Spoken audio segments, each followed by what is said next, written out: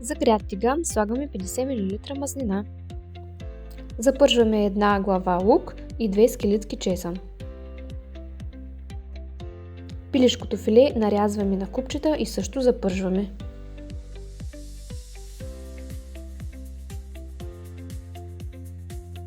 След като пилешкото филе се е запържило, добавяме и броколите.